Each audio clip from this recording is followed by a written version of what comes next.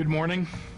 Today I will be signing a disaster proclamation allowing the state to speed up the procurement of the immediate resources needed to help Chicago, Cook County, and other jurisdictions provide humanitarian assistance to the asylum seekers who are being sent to our state with no official advance notice. At the request of our local partners, I'll also ask members of the National Guard to assist in the preparation of infrastructure and services needed to handle the incoming arrivals. The state of Illinois is doing everything in its power to support local jurisdictions to help ensure that the right tools and supports are in place as we move forward with this humanitarian response. Let me be clear, while other states may be treating these vulnerable families as pawns, here in Illinois we are treating them as people.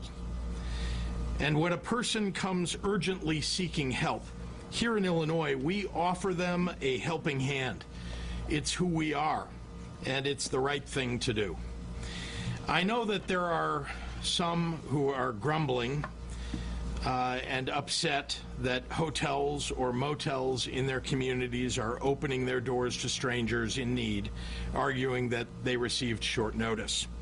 So let's talk about the challenges presented to the city of Chicago and to the state. Remember, the governor of the state of Texas is choosing not to notify the city or the state when he is sending busloads of families. The state government of Texas has been non-responsive when agencies like Human Services, Public Health, State Police, or Emergency Management reach out to them. We hear about buses arriving only through unofficial means. For example, from Texas nonprofit organizations on the ground that are attempting to help these migrants. And that's not because they're receiving any official notice from the state of Texas either. No, in many cases, it's because they've just literally watched the bus drive by. The NGOs don't know who is on the buses, and the governor of Texas is choosing not to tell them or to tell Chicago how many people are on the buses before they arrive. They won't tell us how many infants, or children, seniors, or families are on board. They won't tell us what route they take or when they will arrive. They won't provide any information that would actually help their fellow Americans welcome and care for these human beings. What the governor of Texas is doing is a stunt, and he's playing games with people's lives. We have tried to direct the buses to reception centers in Chicago that we have prepared for the arrivals. But the state of Texas instead chooses to send them to Union Station, dumping these human beings off in the dead of night. Once the arriving families are gathered up, city and state staff members work with expert nonprofit organizations like the state-funded Welcoming Centers, Catholic Charities, and Salvation Army to begin to triage and determine their immediate needs, prioritizing infants, children, seniors, and families. From the beginning, staff have worked day and night to find safe shelter and bring some sense of stability to vulnerable families after an arduous journey. Remember that all of these folks are in the U.S. seeking asylum as refugees, meaning they trekked thousands of miles away from their home countries, seeking protection from oppression, persecution, or serious human rights violations. It also means that they are here legally while their asylum cases are being heard. When they're given permission to cross the southern border, U.S. Customs and Border Patrol conducts a series of screenings. First, biometric screenings, including facial scans and fingerprints so that they are cross-checked against terrorist watch lists and criminal databases. They're also undergoing an initial health screening there. Every one of the asylum seekers that arrives here receives a second health screening at a Chicago reception center to check for and help treat signs of illness, trauma, or injury, or the need for vaccinations or other care. Just as Illinois did when Afghan refugees arrived last year, we have existing grantees and contracts for places that house new immigrants. The difference is that we received notice weeks ahead of time of the Afghans' arrival. These recent asylum seekers are being sent here from Texas without notice, and we often have between 3 and 24 hours to find shelter for potentially 100 or more people. I'm not going to mince words here. The governor of Texas is forcing on New York and D.C. and Chicago and potentially other places a needlessly last-minute and complex process that is a heartless display of politics over people. Why not give reasonable notice? Why send these folks only to blue cities or blue states? Why isn't Abbott sending refugees to Mississippi or Oklahoma or Idaho? This is about politics for him, without regard to the fear and anguish and the challenges that it poses for these refugees. But here in Illinois, we refuse to stoop to that man's level. That's why I'm signing this proclamation today, to ensure that these men, women, and children get the services they need: shelter, food, medicine. These are services that they need and they deserve. I am also temporarily deploying 75 members of our National Guard to assist in this effort. These are logistics professionals who will help local governments receive and transport new arrivals, stand up additional housing as needed, and support local government and nonprofits on the ground. I'm calling the National Guard into action on a temporary basis while we put in place additional staffing on the ground. I'm also pursuing every federal resource available to assist in this response. I've personally spoken with members of our congressional delegation to ensure that this is a top priority for them. Now I'd like to talk about the people at the center of all of this. These are people who are in our country legally. I repeat, they have been screened at the border and they have legal permission to temporarily reside in our country.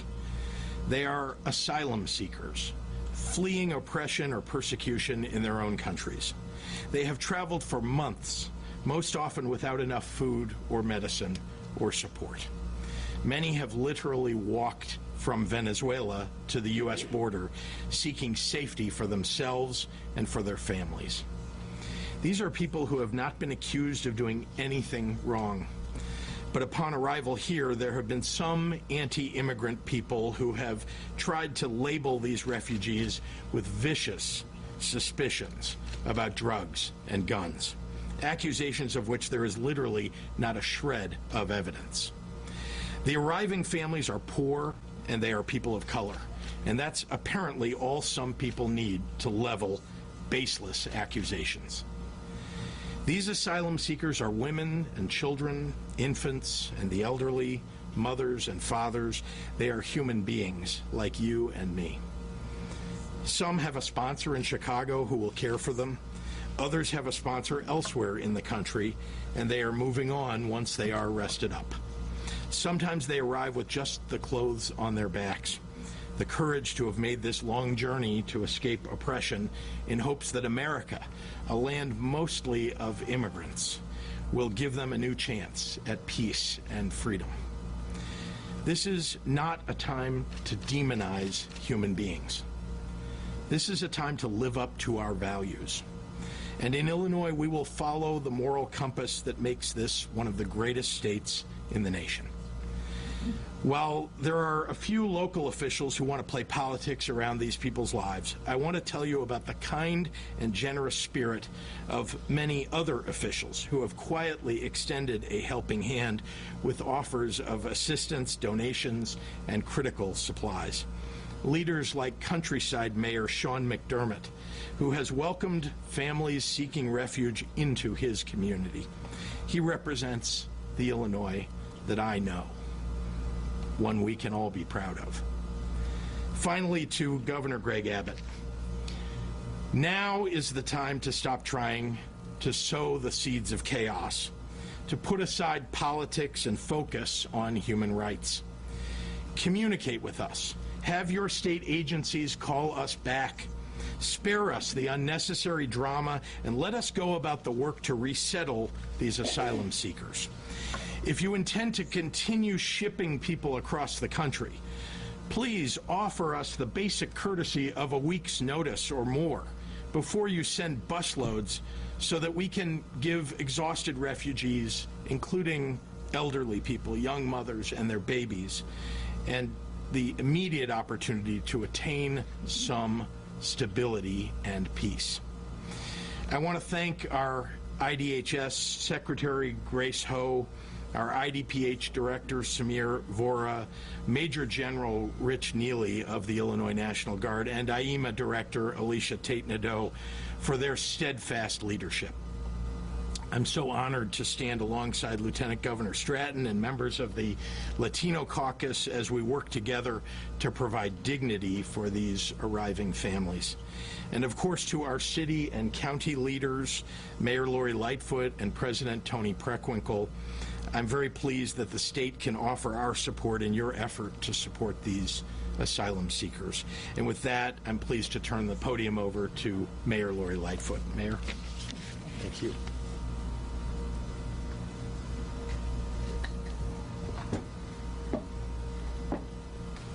This podium was clearly not made for someone who's vertically challenged like me. So I just want to say this before I get into my prepared remarks. Governor, your leadership on this issue really is so critically important, and I'm so pleased to be working with you as a state leader. I have to say a special thanks to Secretary Ho. I have to say also to Deputy Governor Sal Flores, Madam President. Cook County has really been a tremendous partner in this work. A month ago, none of us thought that we'd be here, but I think the fact that the government at every level is working together in a coordinated fashion, and the unsung heroes who are working literally night and day, been on tireless calls to all hours of the night and day, that are at these facilities, literally sleeping there to make sure that the residents, that the migrants who are coming have the support that they need. I got to give a shout out to my team in the mayor's office, Nubia Willman, Rich Gaitis, Chief of Staff Sybil Madison, and so many others. This is what public service truly means. We are living our values. We're not just saying it and talking about it. We are living our values, and I am very, very proud of the work that's being done at all levels of government here to make sure that the words of welcoming state and the words of welcoming city have true meaning every single day. So I just have to thank all of you so incredibly much about what's happened. Let me give you a little bit of an update from the city perspective. Since Governor Abbott created this manufactured crisis, approximately 500 migrants have come to the city of Chicago since August 31st. We do expect this number to grow.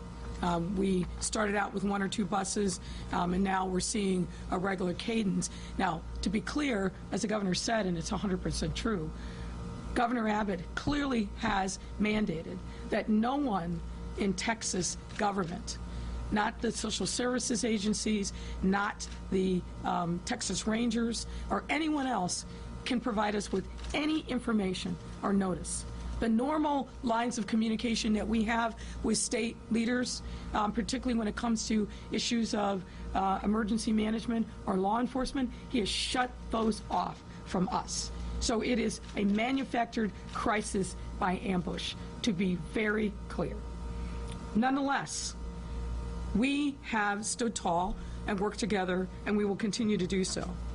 I will say that I welcome Governor Pritzker's declaration today of the state of emergency because, as you heard, it frees up resources from a procurement perspective, but also from the National Guard. And I want to take this moment to thank General Neely, as I have many times over these last couple of years, and also General Tate-Nadeau. When we have come together in crisis, and COVID is the most recent example, The state emergency management authorities and the National Guard have done tremendous, tremendous work. Think, for example, what happened when we set up a vaccination center at the United Center parking lot.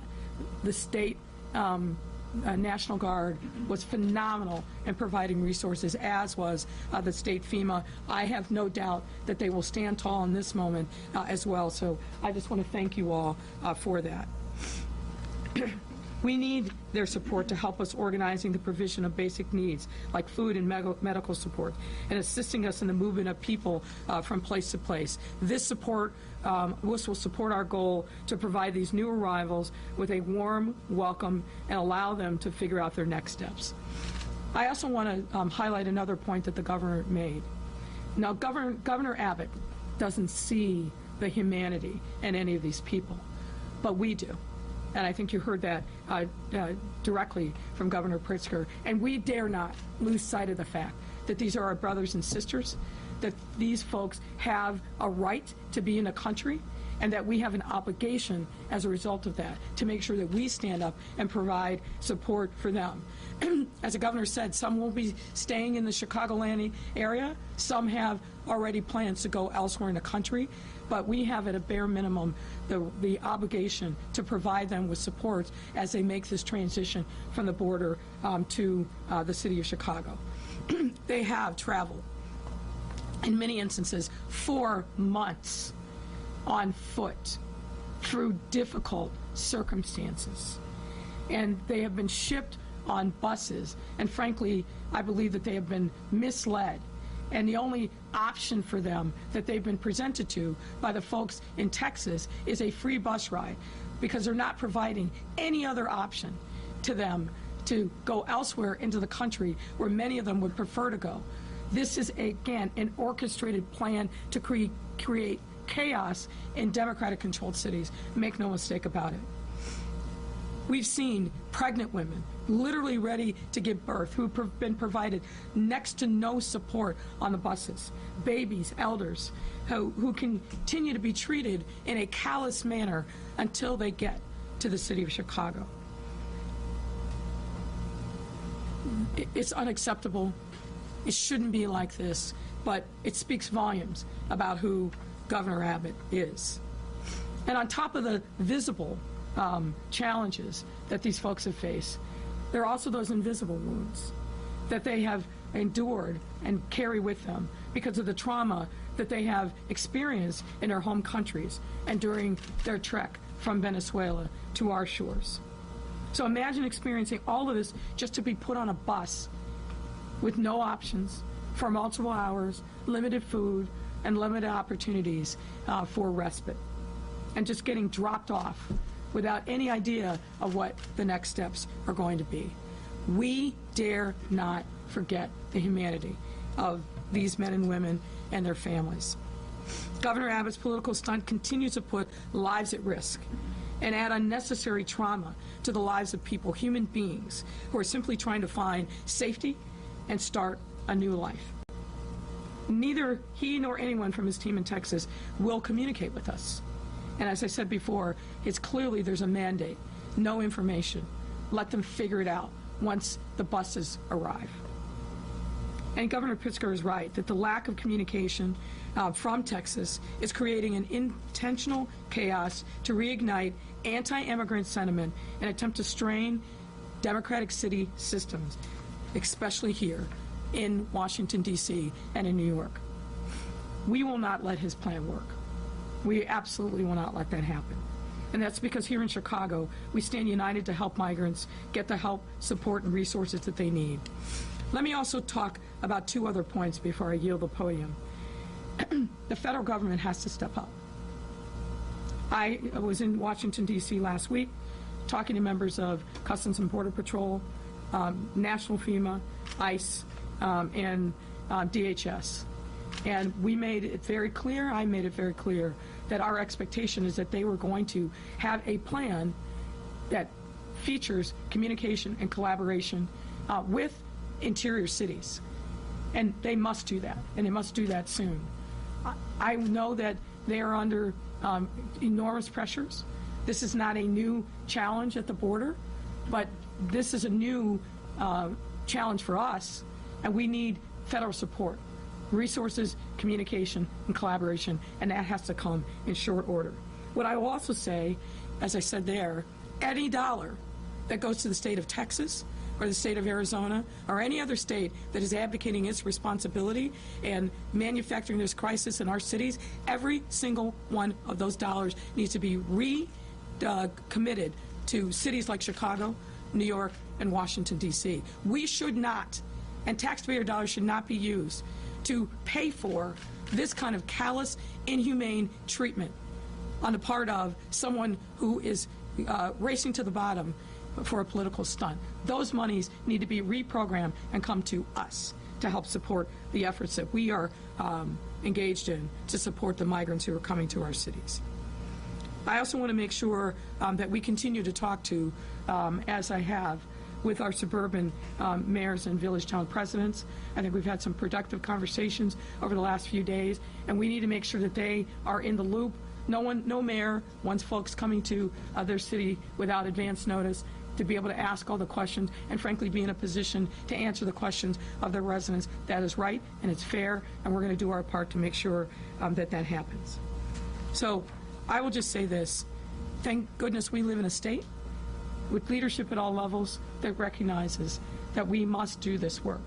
As a person of faith, I believe that we must see God's presence in all human beings, that we cannot pick and choose, that we are all God's children, and we are all in different circumstances in the arc of our life, but for those who are vulnerable, who need our help, we must be there for them. That's what being a good Christian is. So Governor Abbott makes lots of proclamations about his faith and who he is. What he is doing is not in keeping with what I know of Christianity, what I know of being a person of faith. It is not. And you've seen that the actions have been denounced by lots of different religious leaders, and rightfully so. But once again, I just want to say thank you. Thanks to all the team at all levels that is doing incredible work to help support these residents in a time of need. And now I will turn it over to our great Lieutenant Governor, Governor Stratton. Lieutenant Governor Stratton.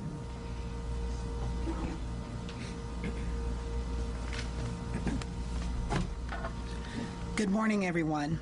I'm Lieutenant Governor Juliana Stratton. I use she, her pronouns. Thank you, Mayor Lightfoot, for that warm introduction and for ensuring that Chicago is welcoming for all. And thank you, Governor Pritzker, for leading our state with empathy and compassion, especially in a time when the people of Illinois need that the most. I'm always proud to stand by your side as your partner in governance. And thank you, Cook County Board President Tony Preckwinkle, Senator Selena Villanueva, Leader Lisa Hernandez, and everyone who is standing with us today and making it clear that we will stand up and speak out as one united voice. We are here today because people matter. A person's humanity is universal, and it is not tied to their race, their religion, their country of origin, or the zip code where they live. When we help others, we grow stronger ourselves. And when we lift others, we rise ourselves. And when we recognize the humanity in others, we see the compassion within ourselves. In Illinois, we recognize the humanity of everyone and push back hard against those who do not. In these tough times, we must commit to doing the right thing. Today and beyond, Illinois is doing just that. Let me be clear. It is not a difficult choice to open our arms and give migrants the humanity and care they deserve. What makes this hard, what makes this painful for so many, is that they are being shuffled around like pawns and not being treated as human beings, as people, like you or I would want to be treated. These migrants, immigrants, refugees, and asylum seekers are seeking a better life and yearning to breathe free, to find a place to call home and build a new life. They cannot, should not be talked about and treated in a way that is dehumanizing and callous because of where they come from or the color of their skin, that only serves further xenophobic and racist rhetoric. Today, we as a state must stand and say, we are here for you. And honestly, that should be the reality everywhere. What Texas Governor Greg Abbott has done is wrong. But we will step up to set the record straight. Illinois welcomes you, and we stand with our immigrant communities to ensure our state is a home for everyone. We stand with the leaders of the Illinois Legislative Latino Caucus to continue working to expand justice and equity, to break down barriers that hurt our most vulnerable. And when others rely on fear-mongering and cruelty towards migrants, we will lead with heart and show that we cannot be knocked down because our diversity makes us stronger. Thank you, and I will now pass it over to Cook County Board President Toni Preckwinkle. Thank you, Lieutenant Governor Stratton, and good morning, everyone. I want to begin by thanking Governor Pritzker for hosting us today and for the strong partnership between the state and the county and the city as we've come together in our commitment to ensure a warm welcome to our newest residents. As each bus arrives, we stand together and say welcome. As I often note, Cook County government has a nearly 200-year history of providing critical services and meaningful assistance to those in need across all communities. We are proud to be a safe and welcoming county for all who choose to visit or reside here. I'm personally committed to this mission each and every day, and I'm grateful for the partnerships we have in place to fulfill this important work. Beginning 2 weeks ago, asylum seekers arrived here looking for opportunity in the face of uncertainty. And while we are ready to welcome them, our colleagues in the state of Texas refused to coordinate their arrival in a way that ensured human kindness. This has, unfortunately, created a challenge of unnecessary uncertainty. And Cook County has risen to that challenge, bringing the unique services of Cook County Health and the Cook County government to support this work, doing so in partnership and collaboration with the state and the city, putting the interests of individuals and families first to ensure their basic needs are met upon arrival. I'd like to say a particular thank you to the Cook County Department of Emergency Management and Regional Security Executive Director Ted Berger and his team for providing coordination and support with our city, state, and federal and not-for-profit partners. I'm also grateful for Cook County's deployment of personnel and resources to assist the City of Chicago and the State of Illinois, working collaboratively to identify solutions on the limited notice we've been given during this challenging circumstance. I also want to extend my gratitude to the Chief Executive Officer of Cook County Health, Israel Rocha, and Ileana Mora, Chief Operating Officer of Ambulatory Services at Cook County Health, for their tireless efforts to provide screenings, primary care, vaccinations, and other medical services to our new arrivals. In the coming days and weeks, Cook County government continues to work side by side with our partners and newest residents to make sure that their needs are met. It's a privilege to continue the county's long-held commitment to immigrants in our community. And now I'd like to welcome to the podium Secretary Hope.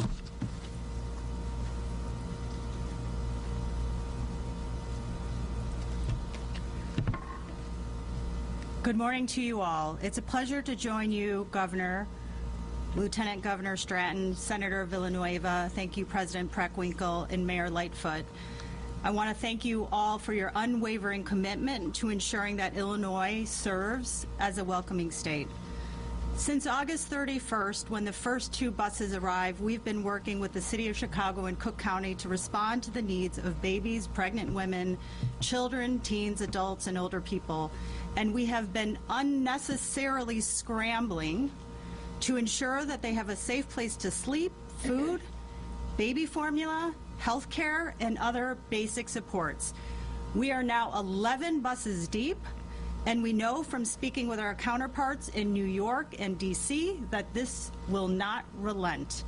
From day one, I have said to our team, we live in a state where our leaders are committed to providing a dignified welcome to our state. That is not the question. The question is how we do it when the process is intentionally designed to cause confusion and utter chaos. Last night, Chicago welcomed its 11th bus, which arrived late this morning, totaling more than 500 asylum seekers in the past 14 days. These individuals and family members are arriving in our state, our people. They are us. They are our parents.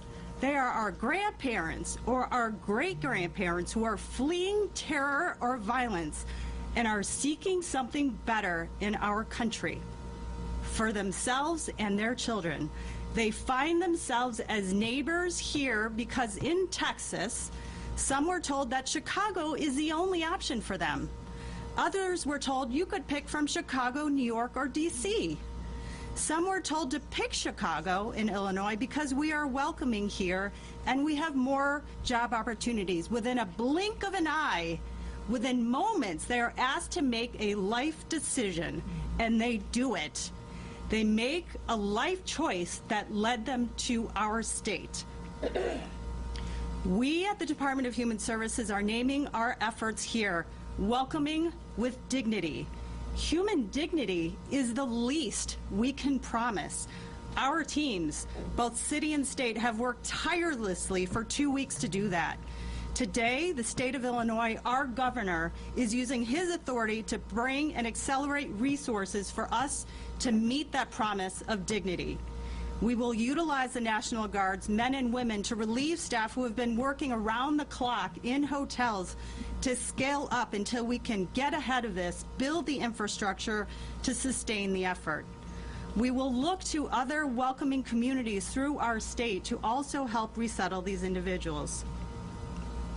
I have seen the laughter of these children, the smiles of these babies, the relief in the eyes of parents. They are joyful, they are fearful, they are expectant and cautiously hopeful, but they are absolutely full of promise. The adults want to work, the children want to learn and play and draw. They want to play soccer, and they want to feel safe. So there have been many questions about how we've identified hotel rooms. Well, I would say to anyone who has had the privilege of planning or hosting a large wedding or a conference, you will know that finding a block of rooms for 100 people usually takes over a year. And as the governor said, sometimes we have 3 hours, sometimes we have 12 hours. So in addition to just plain availability, we want to assure that those regions also have the access to support services. And we've also returned to hotels that have previously welcomed Afghans earlier this year. With support from the National Guard, we can work ahead more strategically in built-up shelter capacity and other types of settings. Alongside Commissioner Kanazi of DFSS, Director Vora, Director Tien, and other Illinois agencies, we are working in close collaboration with our Illinois Welcoming Centers, Onward House, Brighton Park Neighborhood Association, Rincon Family Services and Family Focus, along with the Illinois Coalition for Immigrant and Refugee Rights and the Resurrection Project, and the Greater Chicago Food Depository. Thank you to our partners. They were only a phone call or a text away from springing to action. We know we can do this together, and we know that there will be many more challenging days ahead, but we are united in our mission, and today will enable us to endure. With that, I am really pleased to welcome Senator Villanueva, a partner and an advocate, to the podium. Thank you. Good morning. I'm State Senator Selena Villanueva. I represent the 11th District, which encompasses a good portion of the southwest side of the city, including neighborhoods like Little Village and Brighton Park, West Lawn, and portions of the adjacent southwest suburbs as well. Before I get into my remarks, I think I want to make sure that we thank the different levels of government that have been working tirelessly. And when I tell you this, I mean this, because I'm coming from community work. I am an organizer. And to see our government, city, county, state government working the way that they have been working to ensure that we're all meeting the moment. Thank you, Governor Pritzker. Thank you, Madam Mayor, Madam President, for the tireless work that you all are doing, that your staff is doing, Director Ho. There's so many incredible people and staffs and volunteers and staff at community-based organizations, our welcoming centers, that are meeting the moment every single moment. As we are sitting here having this press conference, who are there making sure that there are people that are present, welcoming those buses that are getting here, that are making sure that the people that are arriving into our city are getting the medical support that they need. They're there making sure that they have food to eat and that they have a roof over their heads. We are on the eve of Hispanic Heritage Month, which starts tomorrow. A month that is meant to celebrate and to highlight the accomplishments, but also the culture, our heritage of Latinos in the United States.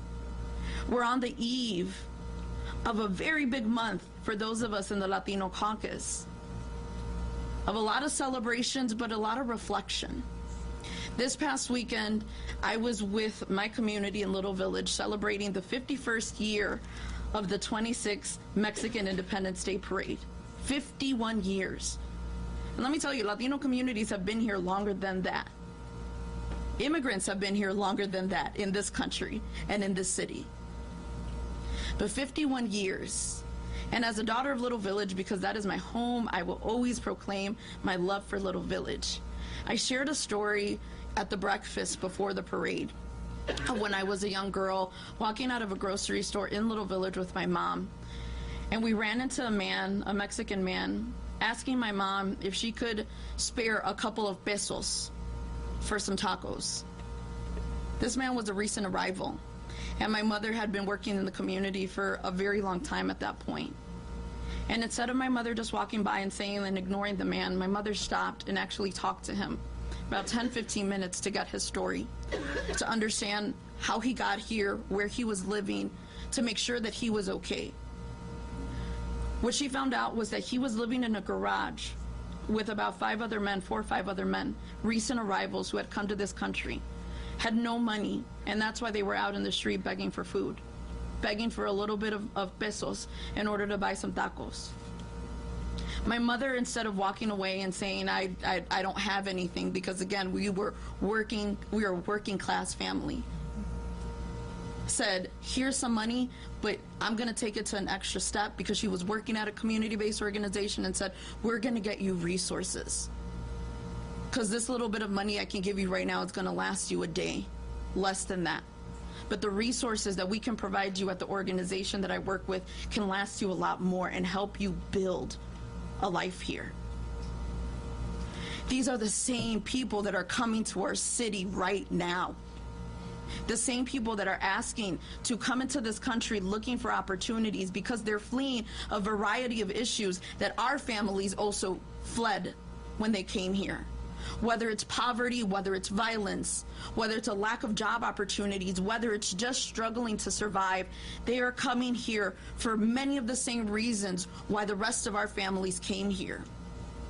I'm here standing in representation of the Latino caucus, a Latino caucus in the state that has fought alongside the governor to ensure that Illinois is literally the most welcoming state in our country.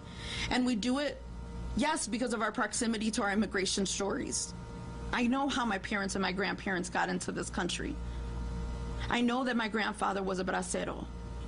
I know the struggles that they had, the racism that they faced. And the reality is the racism that we continue to face. The xenophobia, the hatred, but that is not how we meet our brothers and sisters who are asking us for help.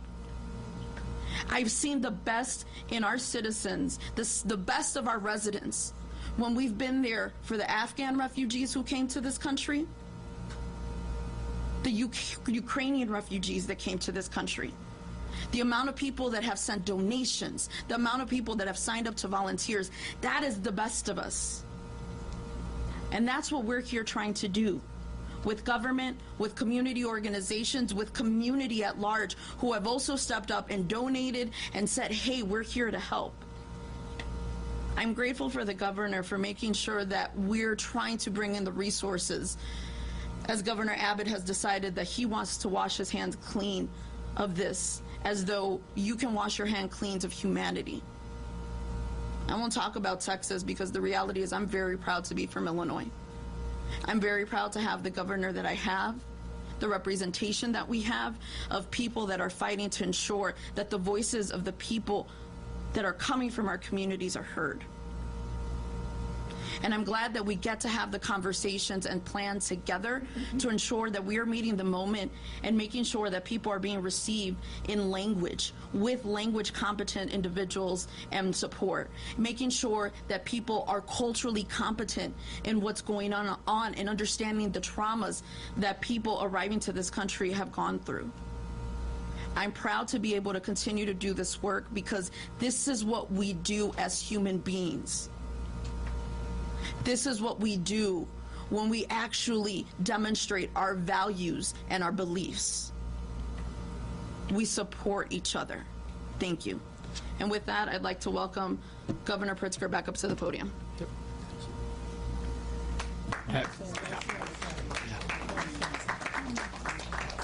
Happy to take questions from members of the media. Governor, can you provide any details on the infrastructure that you said would be built? Could that be something like the McCormick Place that we did for COVID? No, it's not specifically building buildings, but it is assisting local folks, organizations on the ground, NGOs, as well as local government in whatever it is that they need. And when we talk about infrastructure, it's soft infrastructure that we're talking about, although occasionally it might turn into, actually, helping with something that is hard infrastructure, but it's not building new facilities.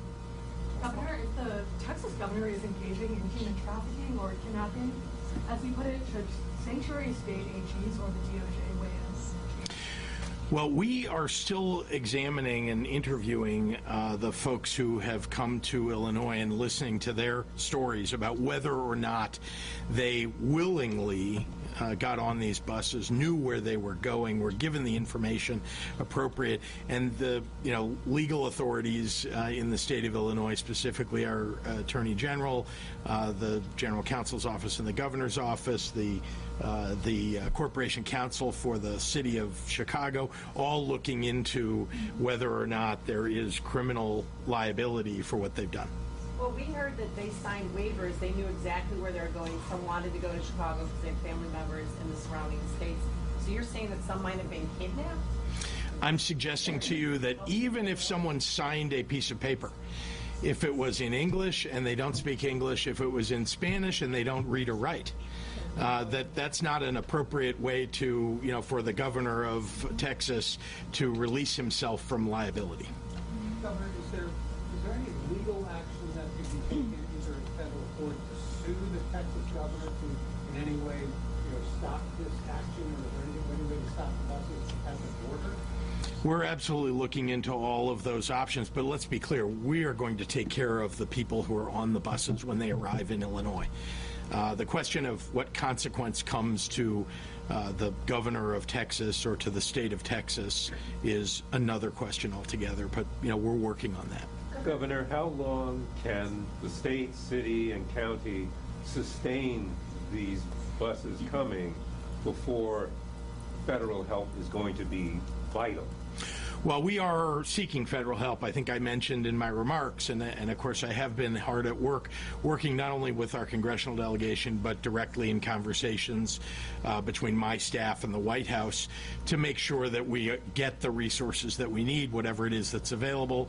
There are appropriations that have been made at the federal level for help for cities and for states.